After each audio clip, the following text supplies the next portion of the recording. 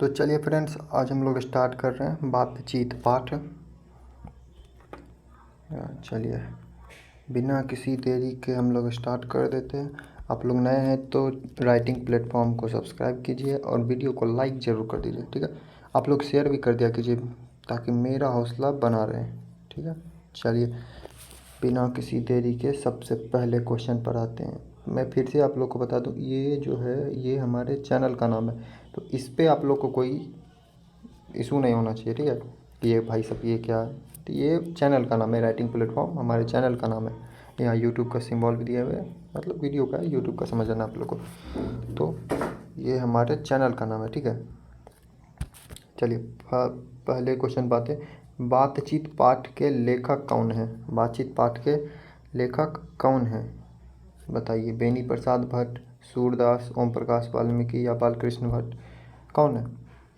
तो जिनको याद है वो तो फटाफट आंसर कमेंट बॉक्स में लिखते ही जाइए। जिनको नहीं याद है तो मैं बोलूँगा उसके बाद लिखना है आप लोग का आंसर, ताकि आप लोग को याद रहे अच्छे टाइम तक, ठीक है।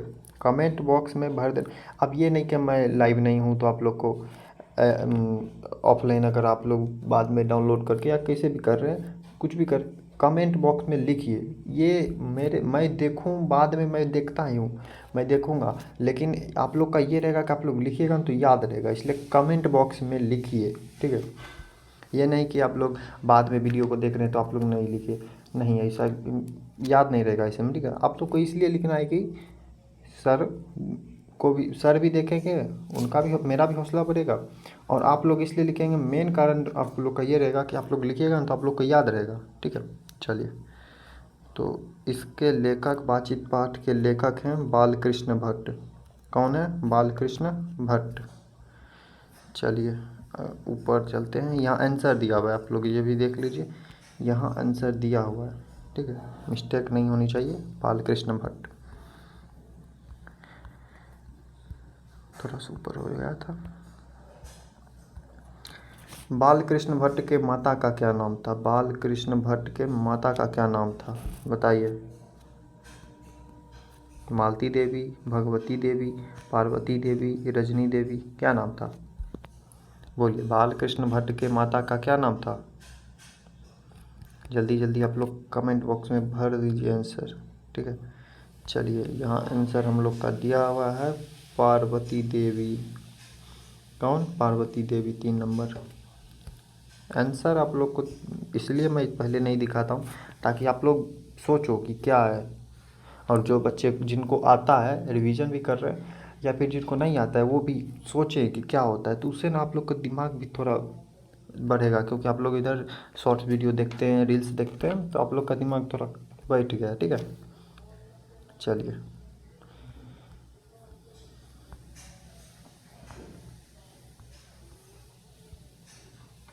बालकृष्ण भट्ट का जन्म कब हुआ था? बालकृष्ण भट्ट का जन्म कब हुआ था? 10 जून 1844, 23 जून 1844, 8 जून 1914, 8 सितंबर 1912, कब हुआ था? जल्दी से बताइए आप लोग। 10 जून 1844, 23 जून 1844, 8 जून 1914, 8 सितंबर 1912, कब हुआ था? जल्दी जल्दी जल्दी। चलिए हम लोग का आंसर यहाँ रेडी है, 23 जून 1844 को। कब? 23 जून 1844 को। आंसर भूलना नहीं है, कुछ भी हो जाए आंसर मत भूलना है आप लोग को। ये नहीं कि कमेंट सेक्शन में लिखते जाइए कब हुआ था, जल्दी जल्दी लिखिए कमेंट सेक्शन में, 23 जून 1844 को। ये बहुत बार पूछा हुआ क्वेश्चन है, आप लोग इसमें मिस्टेक ना ही करें तो बेहतर रहेगा। अब मैं आप लोग को बता दूं, कहानी आप लोग खुद से भी पढ़ के अच्छे से याद कर सकते हैं, नहीं तो यूट्यूब पे भी हम लोग का वीडियो रहता ही है, तो आप उससे भी कर दे सकते हैं। और अगर ऐसा है कि नहीं यूट्यूब पे करने का नहीं होता है, तो आप लोग खुद से सेल्फ स्टडी से भी कर सकते हैं, और नहीं कर सकते तो हम लोग तो है ही। चलिए, एडिसन के अनुसार असल बातचीत कितने लोगों के बीच हो सकती है? एडिसन के अनुसार असल बातचीत कितने लोगों के बीच हो सकती है? तो 2 लोगों के बीच हो सकती है। एडिसन का यह कहना था, उनका मानना था कि असल बातचीत जो होती है, जो 2 फ्रेंड हो या 2 लड़के हो, 2 लड़कियां हो, कि नहीं कोई भी हो, तो उनके बीच दिल की बात होती है, ठीक है।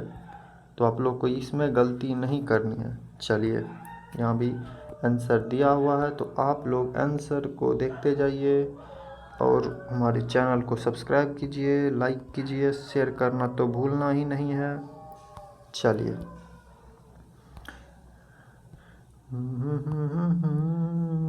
कयामत होगी। बातचीत करने से ही मनुष्य के रूप का साक्षात्कार होता है, यह किसने कहा? बातचीत करने से ही मनुष्य के रूप का साक्षात होता है, यह किसने कहा? किसने कहा? किसने कहा भाई साहब, किसने कहा? एडिसन ने कहा, बेन जॉनसन ने कहा, बालकृष्ण भट्ट ने कहा, या इनमें से कोई नहीं? इसका उत्तर आप लोग को जल्दी से बताना है, किसने कहा। यहाँ पे मैंने क्लीन कर दिया था, आप लोग को नाम दिखे।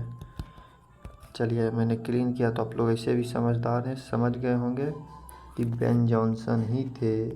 असल बातचीत करने से ही मनुष्य के रूप का साक्षात्कार होता है, यह किसने कहा? बेन जॉनसन ने। किसने? बेन जॉनसन ने। बेन जॉनसन ने। किसने? बेन जॉनसन ने। चलिए यहाँ आंसर भी दिया हुआ है, बेन जॉनसन ने। बेन जॉनसन ने। चलिए हमारे चैनल का नाम आ रहा है आपके स्क्रीन पर, तो सब्सक्राइब कर दीजिए। आप लोग सब्सक्राइब नहीं करते, ये बहुत ही अच्छी बात नहीं है, अच्छी बात नहीं है। मतलब कि कर देंगे तो हम लोग का थोड़ा साहस बढ़ेगा, मनोबल बढ़ेगा, हम लोग और ज़ोर शोर से आप लोगों के लिए पूरी तैयारी करते रहेंगे। किसने 16 वर्षों तक मनुष्य की आवाज़ नहीं सुनी? बेन जॉनसन ने, बालकृष्ण भट्ट ने, एडिसन ने, रॉबिन्सन क्रूसो ने। बोलिए किसने नहीं सुनी थी? 16 वर्षों तक मनुष्य की आवाज़ नहीं सुनी थी। कौन थे भाई साहब? Ben Jonson, Balkrishna Bhatt, Edison, Robinson Crusoe.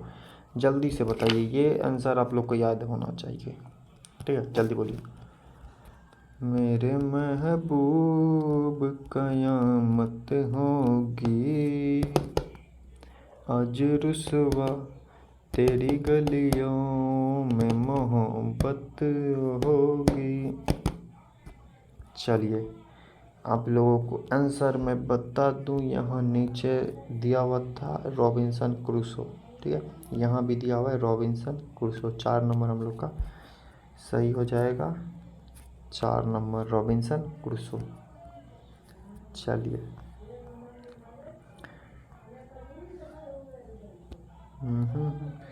Robinson Crusoe ने 16 वर्ष बाद पहली बार किसकी आवाज़, एक सेकेंड, हाँ, किसकी आवाज़ सुनी? रॉबिन्सन क्रूसो ने 16 वर्ष बाद किसकी आवाज़ सुनी थी? मैक्सवेल की, फ्राइडे की, एडिसन की, या इनमें से किसी नहीं की? तो मैक्सवेल नहीं है, एडिसन तो उनका, ये एडिसन का कहना था कि असल बातचीत 2 व्यक्तियों के बीच हो सकती है, ये एडिसन का कहना था। इनमें से कोई नहीं भी नहीं है, तो बचता है हमारा आंसर फ्राइडे मालिक। तो फ्राइडे साहब का यह कहना था कि कहना नहीं था, ये रॉबिन्सन क्रूसो ने 16 वर्ष बाद फ्राइडे को देखा था, कहना नहीं था इनका कुछ। चलिए फ्राइडे का यहाँ आंसर दिया हुआ है, आंसर आप लोग यहाँ भी देख सकते हैं, ठीक है? चलिए किसके बातचीत में जमाने की शिकायत होती है? किसके बातचीत में जमाने की शिकायत होती है? औरतों के, नौजवानों के, बूढ़ों के, या उपर्युक्त सभी के? किसके? जल्दी से बताइए, इनमें से कौन है जिनके बातचीत में जमाने की शिकायत होती है? तो जिनको आंसर याद है वो लोग कमेंट सेक्शन भरते जाइए, ठीक है? तो यहाँ हो जाएगा बूढ़ों की। ये बूढ़े लोग जो है ना, इन्हीं के बात में ज़माने की शिकायत करते थे। ये हमारा ज़माना ऐसा था, आजकल के ज़माने में देखो लड़का लड़की क्या कर रहे हैं, ये सब इन्हीं के बात होती है। 2 बूढ़े जहाँ बैठेंगे ना, ये लोग यही बात है। ये नहीं कि मैंने ये बूढ़े लिख दिया है, ये सब मैंने ये नहीं लिखा, बुक में ही ऐसा लिखा हुआ है बूढ़े, ठीक है? इसलिए मैंने भी बूढ़े दिया क्वेश्चन में। चलिए बूढ़ों, यहाँ आंसर भी दिया हुआ, ये भी आप लोग देख सकते हैं, बूढ़ों की, ठीक है? चलिए बालकृष्ण भट्ट के पिता का क्या नाम था? बताइए बालकृष्ण भट्ट के पिता का रामदास, बालादास, राम प्रसाद दास, बेनी प्रसाद भट्ट, सॉरी उस समय से मैं दास बोल रहा था। रामदास भट्ट, बालादास भट्ट, राम प्रसाद भट्ट, बेनी प्रसाद भट्ट। कौन है? जल्दी बताइए भाई साहब। समय बहुत कम है आप लोग के पास, इसलिए मन लगा कर पढ़ते रहिए, हंसते रहिए, मुस्कुराते रहिए और हमारे साथ बने रहिए और हम लोगों का साथ छोड़ना नहीं है, ठीक है। चलिए, तो आंसर हो जाएगा बेनी प्रसाद भट्ट। कौन हो जाएंगे? बेनी प्रसाद भट्ट। यहाँ आंसर दिया हुआ है नीचे, बेनी प्रसाद भट्ट देख लीजिए। बालकृष्ण भट्ट ने कौन सा मासिक पत्र निकाला? बालकृष्ण भट्ट ने कौन सा मासिक पत्र निकाला था? प्रताप, हिंदी प्रदीप, कर्मवीर, ज्योत्सना, कौन सा? जल्दी जल्दी आंसर बोलिए। कमेंट सेक्शन में आप लोग लिखते नहीं हैं, ये बहुत ज़्यादा शिकायत है। देखते हूँ मैं, व्यूज़ अच्छे रहते हैं, बहुत ज़्यादा रहते हैं, और कमेंट सेक्शन में कमेंट बहुत सारे, बहुत कम लाइक, तो और भी कम आप लोग करते हैं। लाइक तो मानो कर भी देते हैं, लेकिन कमेंट बहुत कम करते हैं। तो शेयर कर दीजिए, लाइक कर दीजिए और कमेंट कर दीजिए। सब्सक्राइब तो आप लोगों ने कर दिया होगा, मुझको आपके ऊपर पूरा भरोसा है भाई। इसमें कुछ पैसा थोड़ी लगता है, आप लोग का फ्री में हो जाता है, फिर भी आप लोग नहीं करते हैं, क्या यार। चलिए, तो बालकृष्ण भट्ट ने कौन सा मासिक पत्र निकाला था? हिंदी प्रदीप। कौन सा? हिंदी प्रदीप। यहाँ आंसर दिया हुआ है हिंदी प्रदीप। ये हमारे चैनल का नाम है, सब्सक्राइब कर लीजिए, सब्सक्राइब।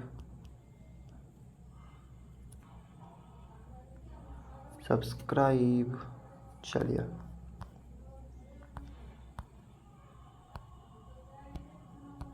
बातचीत पाठ कौन सी विधा है? कौन सी विधा है भाई साहब? आलोचना, शोध, कहानी, निबंध, कौन सी है? तो बातचीत निबंध है। क्या है? निबंध। ये तो आप लोग को याद हुई होगा, नहीं है तो याद कर लीजिए, इसमें क्या है। चलिए, निबंध, यहाँ आंसर दिया हुआ देख लीजिए। यहाँ आंसर आप लोग को इस बार दिखाई देता हूँ, ऊपर आ ही गया तो देख ही लीजिए। बालकृष्ण भट्ट का निवास स्थान कहाँ है? इलाहाबाद, लखनऊ, बिहार, राजस्थान। तो आंसर इज इलाहाबाद। क्या है? इलाहाबाद। आंसर नीचे दिया हुआ है, यहाँ भी आप लोग देख सकते हैं, इलाहाबाद। चलिए,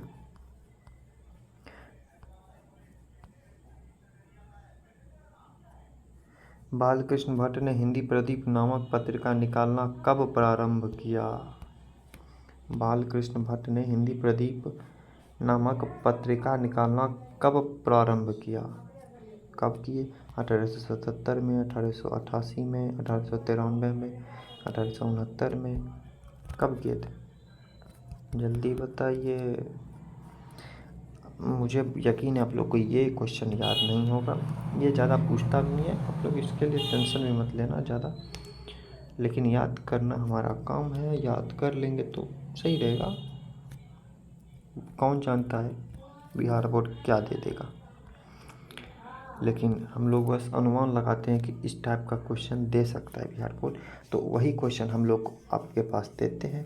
और ये होता भी है कि वही उसी टाइप के क्वेश्चंस, अधिकतर क्वेश्चंस जो देते हैं उसमें से 92-95 क्वेश्चंस हो ही जाते हैं, ठीक है। तो हमारे यहाँ 90% ला लेते हैं बच्चे जो पढ़ने वाले होते हैं। जो पढ़ते ही नहीं हैं, वीडियो ही नहीं देखते हैं, आएंगे जाएंगे कब क्या कुछ खबर ही नहीं है, तो उनका तो कह ही नहीं सकते, ठीक है।